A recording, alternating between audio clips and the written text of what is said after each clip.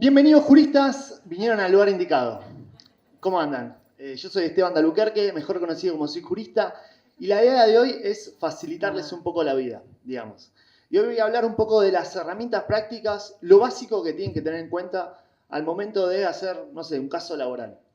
Recién uno de ustedes me dijo, hace poco, sabes que yo antes la tenía re clara, o sea, venía un caso laboral, pum pum, un par de telegramas, un acuerdo y podía cerrar cualquier cosa.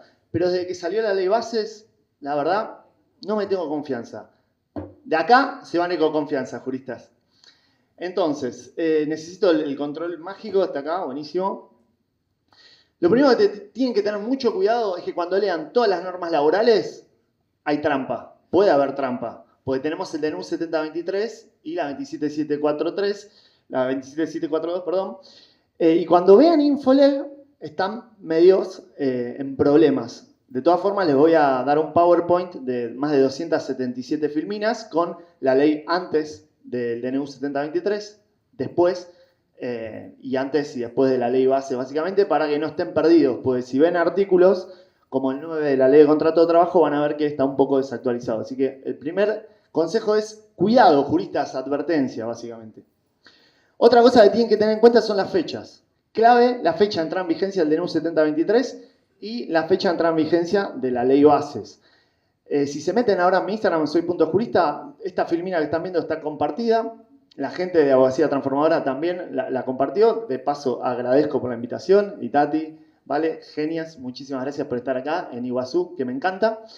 Pero tienen que tener en cuenta estas dos grandes normas porque uno de los temas a considerar es cuándo entran en vigencia estas leyes. Y eso es algo que tienen que saber memorizar, básicamente. Pero, por suerte, tuvimos muy buenas noticias de la justicia en dos fallos muy importantes de la CGT y la CTA. Y tenemos muchos argumentos para decir que el DNU 7023, parte laboral, no sirve para nada. Y tenemos argumentos jurídicos, desde la aplicación de la norma del artículo 7, pero más importante, dos acciones de clase de la CGT y la CTA, que si bien son del fuero de la Cámara Nacional de Apelación de Trabajo, tienen aplicación en todo el país por jurisprudencia de la Corte que reconoce que es una acción de clase y que se debería aplicar en todo el territorio. Más allá de algún juzgado que puede decir lo contrario, lo que siempre aconsejamos es pedir la inconstitucionalidad del decreto 7023, en el caso en concreto, de acuerdo al artículo en concreto, y no necesitamos muchos argumentos profundizados, simplemente por la forma. Artículo 99 de la Constitución Nacional, básicamente podemos ver que el decreto excede sus funciones presidenciales de legislar, básicamente. Y estos fallos nos dan herramientas para argumentar eso. Así que, primero que nada, tengan en cuenta en eso respecto al DNU. Respecto de la ley bases, algunos consejos para decirles, porque la verdad, los que pierden acá son los trabajadores y también las empresas, porque lo que crea la ley bases es inseguridad jurídica. Y yo hace poco entrevisté a Maria Backerman, que es uno de los juristas más reconocidos, y lo primero que reconoció es esto, o sea, los únicos ganadores somos nosotros, los abogados. O sea, crisis es oportunidad, es triste vivir este momento para la ciudadanía, pero tenemos que estudiar para tener argumentos, herramientas para salir adelante, básicamente, y saber dónde estamos parados, básicamente, juristas. Y yo quiero que esta charla se lleven 4 ideas, 4 consejos, 4 cosas que tienen que saber de taquito para ejercer la profesión. Una es la aplicación temporal de las normas en los términos del artículo 7 de la ley del Código Civil, básicamente, el Código Civil argentino. Esto nos va a determinar en qué caso se aplica, porque la verdad, si no se aplica en nuestro caso, ni siquiera tenemos que hablar que es inconstitucional o que podemos reclamar el daño en forma plena. Simplemente con saber 2 cosas. Cuándo se inició la relación laboral y cuándo se terminó. Y dependiendo esos puntos, vamos a argumentar, en este caso no se aplica, básicamente. Capaz hoy no tenemos tanto tiempo, pero la vida te da problemas y Soy Jurista te da soluciones. ¿Por qué? Porque tengo más de 25 videos hablando de esto, más de 25 horas profundizando estas cuestiones. Hace poco hice una conferencia en Santa Fe y estos links son públicos, gratuitos en YouTube. Ponen Soy Jurista, espacio, ley bases y van a ver que hay un montón de videos. Y en el último video, que es de 2 horas de Santa Fe, hago un resumen de estos 4 puntos para que ustedes puedan explayar. A modo de resumen, sepan que si el vínculo se extinguió antes de la entrada en vigencia de la ley bases, o sea, antes del 9 del 7 del 2024, para la mayoría de jueces no va a haber duda que la ley base no se va a aplicar, si el vínculo se extinguió antes. Hay algunos jueces que, no quiero faltar ese respeto, pero que tienen una interpretación un poco distorsionada de la realidad, que están diciendo, no, se aplica retroactivamente. Bueno, en ese video, 40 minutos de fundamentos de por qué eso no tiene sentido jurídico, digamos, como para que tengan argumentos. Les recomiendo ese video, básicamente. Acá el único aplicó eso. Bueno, pero en ese video tengo un montón de argumentos desde, no sé, las indemnizaciones, la 24013 no son multas, son indemnizaciones. Desde, incluso el artículo 7 prohíbe aplicar retroactivamente normas vulnerando derechos constitucionales. Bueno, en ese video está lleno de argumentos del mismo sentido del lógico jurídico de Llambías, del ex artículo 3, o sea, está lleno de argumentos. Eso no me preocupa. Lo otro que sí quiero que investiguen, que sí va a ser más controvertido, es que pasa al revés. Si queremos aplicar ultraactivamente la ley vieja a un caso nuevo, en los términos del inciso 3 del artículo 7, y uno de nuestros principios más importantes del derecho laboral, que es la subsistencia de la condición más beneficiosa. Esa va a ser la discusión más interesante. En ese video que les recomiendo también hablo mucho de ese tema para que lo tengan en cuenta. Pero la idea es la siguiente: si el vínculo se inició antes, cuando celebramos ese contrato, automáticamente se integró por cláusulas que básicamente eran las que estaban vigentes al momento de la celebración, y no puede ser que me cambie las reglas de juego en contra de lo que dice el inciso 3 del artículo 7, entendiendo que si bien las normas laborales son de orden público, también tienen aplicación supletoria, y entonces, como el inciso 3 dice que las leyes supletorias, básicamente las nuevas, no se pueden aplicar a los contratos en ejecución, básicamente, ese sería el argumento desde el punto de vista del artículo 7. Si quieren profundizar eso, les recomiendo ese video que les acabo de decir. Algo más complejo que también profundizo en ese video es, bueno, hagamos de cuenta que se aplica la ley bases, analicemos si es constitucional o no. Y para eso tenemos que analizar todo lo que yo llamo la primavera del 2004, todos esos fallos de la Corte Suprema que nos establecieron cuáles son las reglas para medir si una norma es convencional, si es inconstitucional o no. Y en ese video también profundizo más de 1 hora y pico hablando de qué derechos y garantías constitucionales violentan qué artículos de la ley bases, artículo por artículo. O sea, un montonazo de herramientas. Pero sepan que no pueden encarar un caso sin analizar mínimo estas dos cosas: si se aplica o no la ley bases, si es constitucional o no el artículo en caso en concreto. Y ahora lo vamos a ver con ejemplos cuando veamos el telegrama que les traje. Lo otro que se está hablando, y lo vienen diciendo del 2006 autores como Ackerman y demás, es, bueno, hagamos de cuenta que es constitucional, hagamos de cuenta que la ley bases me deroga un montón de indemnizaciones agravadas. En ese caso, lo que está derogando es la indemnización agravada, pero no el derecho. El empleador sigue teniendo esa obligación de registrarte, y lo que deroga es la consecuencia jurídica, pero el derecho a que me registren existe, el incumplimiento existe. Lo que derogan es la indemnización tarifada, la consecuencia. En base a este argumento, lo que están diciendo, bueno, si no hay una norma que me tarifa el daño, ¿qué vamos a hacer? Vamos a reclamarlo de forma plena. Y ahí es tremendo, porque si hacen bien los cálculos, a mí me da el triple, en muchos casos. De la misma lógica jurídica, o sea, recuerden la 24013, te decía que para tarifar el 8, el 9 y el 10, se pagaba un cuarto de toda la plata de vengada no registrada, digamos, ¿no? Pero si a mí los aportes son entre el 40 y el 52%, dependiendo del caso, la plata en aportes es el doble de eso. Y hay mucha jurisprudencia que tiene décadas y décadas. Por ejemplo, en el seguro La Estrella, no sé si alguno lo conoce, cualquier empleado de comercio tiene como, lo voy a decir mal, no se asusten, una jubilación extra. No es una jubilación extra, pero le descuentan plata extra, fijada por convenio colectivo, y cuando se jubila, cuando lo despide, se la dan. ¿Qué decía la jurisprudencia cuando se incumplía eso? Bueno, podés reclamar una suma en daños y perjuicios igual a todo el aporte que no te hicieron. Desde la lógica jurídica de si no me hacen un aporte puedo reclamar daños y perjuicios igual a la cantidad de aportes, automáticamente, si me permiten reclamar de forma entera, básicamente, de forma plena, integral, ya el monto se me duplica, básicamente. Además de todo lo que podemos reclamar por despido represalia, despido discriminatorio, como dice Ackerman, por trabajo no registrado y demás incumplimientos que vamos a ver a continuación. O sea que claramente algunos jueces van a decir, no, esto es reconstitucional, jurista, porque puedes reclamar el triple ahora. Pero para mí no va a ser así, porque cuando vean que es el triple, no va a ser razonable, digamos. Y ahí van a decir, no, pará, mejor declarémoslo inconstitucional, porque se nos fue de las manos que sea el reclamo. Pero para mí, también otra cosa que tienen que pensar es cuál es el derecho y la garantía. Porque cuando leemos Aquino, Bisotti y un montón de fallos, hablamos que este derecho, esta garantía constitucional irrenunciable, básicamente, tiene que ver con la reparación plena, la protección frente al despido arbitrario. Eso es lo que queremos cuidar. Que existan indemnizaciones tarifadas cuidan eso, digamos. Pero además, cuidan el acceso a la justicia, al debido proceso. O sea, me ahorran toda la prueba. Y el trabajador es un sujeto de preferente tutela constitucional. Y yo creo que va a haber dos jueces, básicamente. El juez que diga que es inconstitucional y que te dé las indemnizaciones de antes, básicamente. Y el juez que diga, te doy el daño pleno. Porque para mí es constitucional, pero puedes reclamar el daño pleno. Pero si un juez piensa que yo no puedo reclamar el daño pleno, automáticamente va a pensar que es inconstitucional, porque si no me está denegando las consecuencias de un ilícito que excede la tarifa del 245. En castellano, no puede haber un juez que piense que esto es constitucional y no me dé el daño. O sea, una de las dos cosas me tiene que dar. Por eso, mi consejo para ustedes es planteen las dos cosas. No una, las dos. Por si me toca el juez que plantea lo otro. Porque si para el juez no se puede reclamar desde el punto de vista del Código Civil, eso es Aquino, eso es Bisotti. Copiar, pegar. Me están negando la reparación plena. La única forma que para mí alguien piense esto es constitucional es si me dejan reclamar el daño de forma plena. Así que hagan este triple planteo. Y yo les quiero sumar un cuarto, gracias a la reforma del 2015, que tiene que ver con la acción preventiva de daños. Ustedes saben muchísimo de derecho previsional.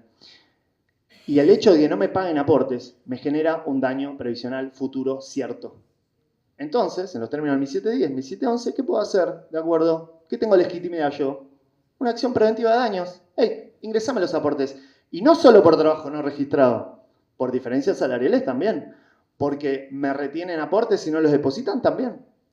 ¿Y qué pasa cuando pido eso? Bueno, primero que nada, estoy mucho mejor posicionado para negociar, para pararme, para la regulación de honorarios, para todo, para defender los derechos de mi cliente. Porque si no, ¿qué tienen que hacer después? Un juicio de reajuste que dura 10 años. Pero si en la demanda laboral meten todo esto junto y hacen la mamushka de, bueno, primero, la verdad, la relación empezó antes, así que artículo 7, no me la aplique. Bueno, subsidiariamente es inconstitucional. Subsidiariamente dame el daño y además, acción preventiva de daños.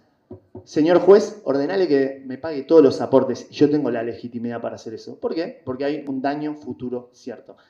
Estas 4 cosas las profundizo un montonazo. En todos estos videos hice más de 25 horas de entrevistas y en el último resumo todo esto. Esto es lo más importante que quiero que se lleven de esta charla. No atacar una cosa o la otra. Mamushka. Esto, sino esto, sino esto, sino esto. Vamos a salir bien parados, pase lo que pase. No toque el juez más restrictivo que sea, digamos, ¿entiende? Porque no puede ser que no me den el daño y no me declaren inconstitucional. Porque si no, me están negando todo. Y ahí, bueno, habrá que apelar, ir a la corte, citando todos los argumentos que vimos en Aquino, en Bisotti y todos esos fallos tan importantes del 2004. Desde ya sepan que, en general, la ley base no cambia mucho, son 17, 19 artículos. Lo que más nos duele es eso que eliminan ciertas indemnizaciones tarifadas en los términos del 99 decían, pero después que es una injuria del intercambio telegráfico. En general está todo y hay videos gratuitos. Yo doy clases desde el 2011 y del 2020 que subo videos gratuitos explicando la práctica, así que se los súper recomiendo. Hay que tener alguna noción de, bueno, se modificó el 242 para el caso de bloqueos, que tengo un video especial con Giannivelli hablando de eso. Pero en general las cosas para mí se quedaron muy parecidas. Para mí también se quedaron muy parecidas respecto a solidaridad y despido discriminatorio. Lo que sí vamos a tener que plantear, todo esto que dije antes, la inaplicabilidad, inconstitucionalidad. Pero la base del reclamo para mí es muy parecida con las excepciones que vamos a ver ahora a continuación. Obvio que tienen que repasar algunos artículos para pedir la inaplicabilidad o inconstitucionalidad en el caso en concreto, como en el tema de discriminación. Pero yo quiero que sepan que todo lo que es enfermedades inculpables, accidente de trabajo y todo eso no se modificó. Sepan que hace poco salió la reglamentación, la semana pasada, y ya tengo un vivo de 4 horas viendo artículo por artículo de la reglamentación, también para que tengan más herramientas por si acaso. Para los que no saben nada de intercambio telegráfico, también curso entero de intercambio telegráfico gratuito en YouTube para que aprendan de cero. Lo que voy a hacer ahora es un poco más avanzado para aquellos que ya la tienen más clara, pero todo esto era lo que estaba antes de la ley base, para que lo tengan en cuenta. Y ahí están los links, se pueden bajar todos los videos. También hay videos especiales que hice después de esto. Pero quiero que hagamos un caso práctico para que les sirva mucho esto, básicamente. Hagamos de cuenta que les viene a ver Juan. Juan hace 10 años trabaja de manera no registrada, vino la ley Basis y yo tengo ganas de llorar, pues no sé qué hacer. ¿Qué tenemos que hacer? Yo lo que recomiendo es que hagamos lo mismo que antes, con algunas cositas que le vamos a agregar. Arriba de todo, una negativa de tareas, porque Juan cuando viene no lo dejan trabajar, básicamente. Entonces le sumamos injurias y decimos, bueno, atento a negativa de tarea, fecha tanto, pasó tal cosa. Los que están sacando fotos de esto se lo pueden bajar gratis, ponen soy jurista, se meten al Instagram, lo descargan y esto lo voy a subir en video y va a estar el link acá abajo también. Después, en el segundo párrafo, les puse, bueno, ¿qué pasa si tenemos que reclamar otras cosas, como diferencias salariales, típico, o si me deben horas extra? Bueno, ahí les puse. En igual sentido, se le intima que me abone el salario impago del mes tanto.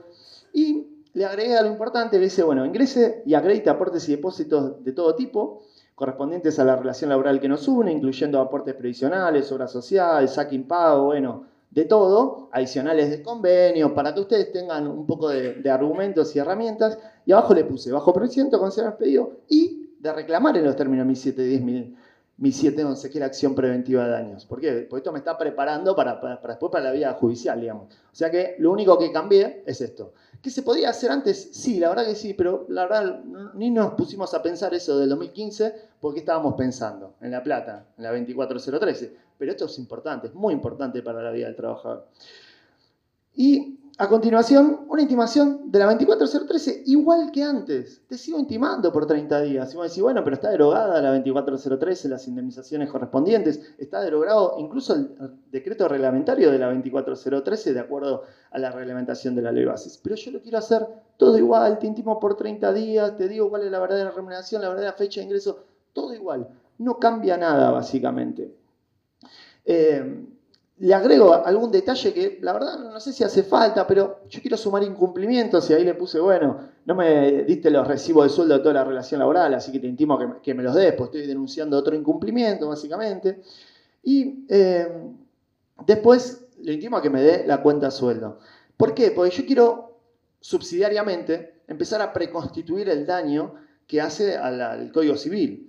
Entonces, si después yo voy a alegar que no tener cuenta sueldo y no tener recibo de sueldo me produjo un daño, ya lo voy manifestando en el intercambio, me voy adelantando. No era un requisito del artículo 11 de la 24013 hacer esto, pero me parece una práctica muy copada para después pedir las consecuencias, el daño de no tener un recibo de sueldo, que es enorme eso, ustedes saben, o sea, no puedes pedir un préstamo, no puedes acreditar que te compras un auto, no te puedes comprar una lavadora porque te piden tarjeta de crédito y vos no tenés ni cuenta sueldo, básicamente.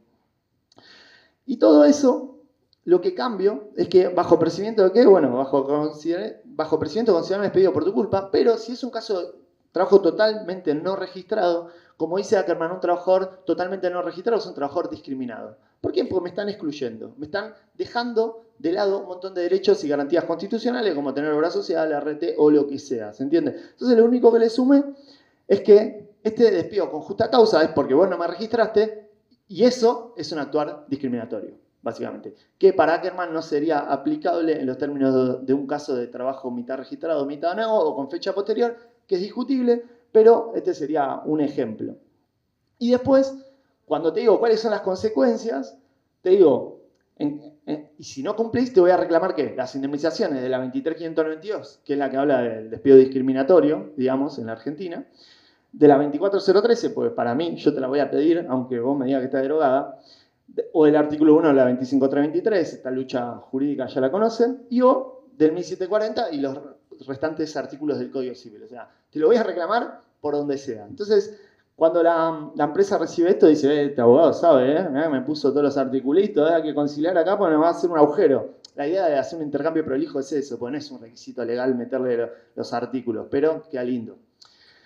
Y básicamente también iniciar las denuncias administrativas, todo esto se puede hacer, se podía hacer, se puede hacer. Ahí hay un párrafo que le suma al REPSAL. El REPSAL es básicamente un registro donde te ponen a vos empresa por tener trabajador no registrado que tiene ciertas desventajas, no puede ser proveedor del Estado, etcétera, etcétera. Lo seguimos metiendo igual que antes. Si vos no me contestás en 2 días, silencio negativa, todo igual que antes.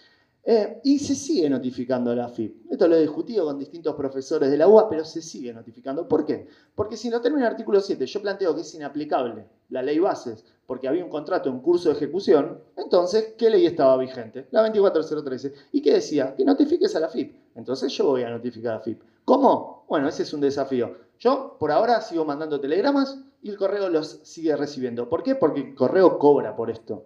Así que va a seguir recibiéndolo por un buen tiempo, básicamente. Y cuando no lo haga, lo notificaré por TAD, vía electrónica, como sí garantiza la ley bases incluso. Así que yo voy a seguir notificando a la AFIP. Además hay un precedente de la Corte que dice que está bueno notificar a la AFIP este tipo de incumplimientos. Y ahora sí, lo que le agrego es, bueno, te advierto que en este acto y en el futuro te voy a pedir la inaplicabilidad, inconstitucionalidad y inconvencionalidad y te pongo todos los artículos del DNU, todos los artículos de la ley bases y de la reglamentación, que eso es lo que le sumé básicamente. Y después te voy a explicar de qué se trata. Y de todas formas, en el intercambio te reclamo todos los daños, digamos. Pero acá, por ahora, el vínculo está vigente. Acá les dejé la normativa de por qué hay que seguir notificando a la AFIP, básicamente, para que lo tengan en cuenta. Pero ¿qué va a pasar después de esta intimación? Y la empresa niega todo. Ya vamos a ver que ahora hay otro supuesto que es la empresa básicamente me quiere blanquear con la nueva reglamentación, pero en general no le va a convenir, por lo que vamos a discutir en unos minutos, y la empresa niega todo. Entonces, ¿qué es lo que cambia cuando la empresa niega todo? Porque me derogaron todas las indemnizaciones agravadas de la 24013, 2 de la 25323, 132 bis, 80, etcétera, etcétera. Para mí, en principio, la base sigue siendo la misma. O sea, me considero despedido igual que antes, te intimo a que me abones las indemnizaciones igual que antes, pero le agrego algunas mejoras. Porque yo te pido las indemnizaciones en general y te pido todas las indemnizaciones de antes. Pero por cada derogación yo quiero plantear un daño distinto. Porque para mí la derogación del artículo 2 de la 25323 se puede reclamar desde, che, esto es inconstitucional, o reparame el daño pleno, o dame el daño de lo que se llama el artículo 275 de la Ley de Contrato de Trabajo, que es una norma vieja que no está derogada, que tiene que ver con esta conducta del empleador maliciosa, temeraria, básicamente esta conducta de la empresa está dilatando todo, no me quiere pagar. O sea, es una norma jurídica vigente. Ya hay jueces diciendo, bueno, para mí es constitucional la derogación del 2, pero yo les puedo dar el 275 en el caso en concreto. O sea que lo que le agrego al intercambio es eso, básicamente. Entonces, le pido las mismas indemnizaciones que antes, y o el 275, y o la reparación integral de todos los daños. Y ya que estoy, vamos a empezar a preconstituir prueba de este daño civil que hipotéticamente se puede reclamar. Porque el hecho de que vos me pagues la indemnización tarde, para algunos autores puede causar daño moratorio. ¿Qué sería el daño moratorio? Che, me despidieron, la ley dice que me tenés que pagar al cuarto día hábil la indemnización, eso no está derogado, y ahora no puedo pagar el alquiler, me sacan, me desalojan de mi casa, no puedo pagar la tarjeta, tengo intereses, no le puedo pagar alimentos a mis hijos, no me dejan ver a los hijos. Sí. Entonces, lo que le sumé son daños moratorios. O sea que el intercambio es igual que antes, pero le sumo daños. No me pude comprar una moto para hacer Rappi o lo que sea. Lo mismo con el artículo 80. Pido que me lo den bajo procedimiento de la misma indemnización que ahora está derogada, pero le digo el daño. ¿Qué daño podríamos tener? Bueno, no sé, yo soy cajero de supermercado, básicamente, y si trabajé 10 años y vos me haces un certificado que dice todas las capacitaciones que tengo que hacer, básicamente, puedo ir a la competencia y conseguir un puesto de supervisor de cajeros, básicamente. Y ahora que no me diste el certificado, no puedo acreditar todas las capacitaciones, como dice la ley de contrato de trabajo, que tienen que decir ese certificado, y esto me ocasiona un daño. Entonces, lo que yo le sumo es tratar de reclamar un daño por la no entrega del certificado que exceda... que se fundamente en el Código Civil, ya que no hay tarifa. Esa sería la fundamentación de este intercambio. Lo mismo en el 132, recuerden que en el caso de Juan de 10 años de manera no registrada no se aplicaba, pero les sumé argumentos de cómo tenía que ser, que es igual que antes, pero lo que le sumo es la acción preventiva de daños. Ingresámelos, básicamente. Entonces, en principio, todo el intercambio es igual, salvo que planteo la inaplicabilidad, inconstitucionalidad o inconvencionalidad del DNU, del decreto que reglamenta la ley bases y la ley bases básicamente, y todos los daños. Y después de esto debería esperar e intimar por el artículo 80 reiterando todo. Entonces, mis consejos finales es esto: seguir notificando a la AFIP, ya sea por telegrama o por TAD, por sistema electrónico. Plantear en todos los casos la inaplicabilidad, inconstitucionalidad, la reparación del daño plena y la acción preventiva de daños. Y con esto estamos bien. Y suscríbanse porque a futuro voy a hacer videos sobre qué pasa con el plan blanqueo porque me están diciendo que no tengo tiempo, básicamente. Así que se me suscriben en YouTube y el próximo supuesto que voy a plantear es esto. ¿Qué pasa si la empresa me dice, bueno, tenés razón, jurista, te registro? Porque para mí acá hay un daño reconocido y Ackerman les adelanto que me dijo, mira, me parece que nadie te va a registrar por plan blanqueo porque te está reconociendo el daño. ¿Y qué pasa cuando alguien te reconoce el daño? Y le puedes hacer un juicio porque solo te reconocen hasta 5 años de aporte y encima un salario de salario mínimo vital y móvil cuando yo ganaba mucho más, digamos. Entonces es raro que la empresa quiera reconocer este daño.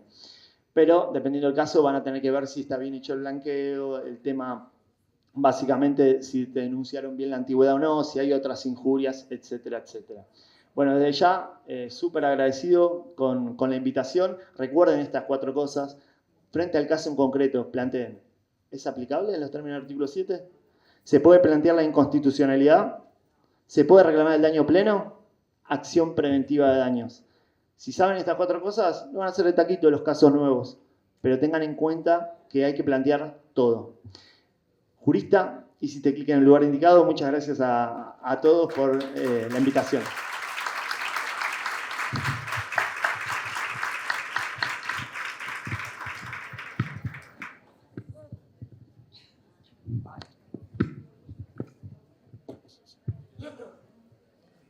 Qué importante, jurista, en estos tiempos. Por Dios, me llevo un montón de datos. Espero que les haya sido muy útil, no tengo dudas de eso.